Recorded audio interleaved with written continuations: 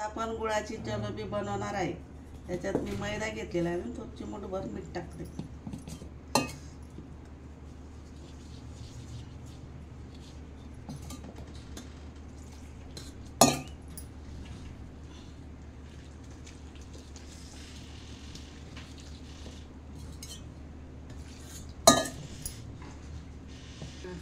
आता त्याच्यात पाणी टाकून मी मळून घेते।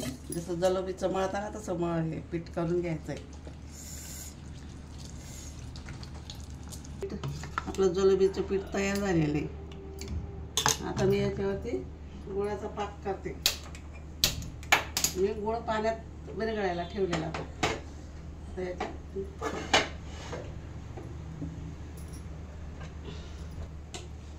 गुळाचा पाक मी एक तारी पाक बनवणार आपण। आपला पाक तयार झालेला आहे। त्याच्यात मी विलायची पावडर टाकते आणि त्याच्यात कलर टाकते।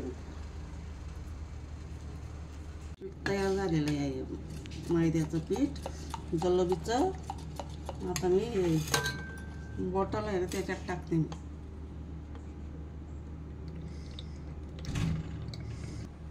आता आपलं तेल गरम झालेलं आहे। आता आपण जलेबी बनवू।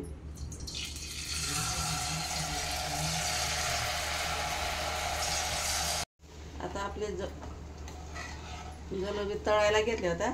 आता तळून झालेले आहे। आता मी पाकात टाकत आहे, गुळाच्या पाकात। आता या पाकात का भिजवून ठेवलेल्या होत्या। आता मी पाकातला हे जलेबी इथं ठेवते। बघा किती छान झालेली आहे आमची जलेबी।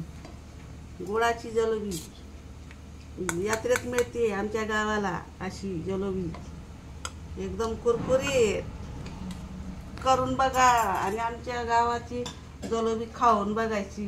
आणि माझ्या चॅनलला सबस्क्राईब करा, लाईक करा। धन्यवाद।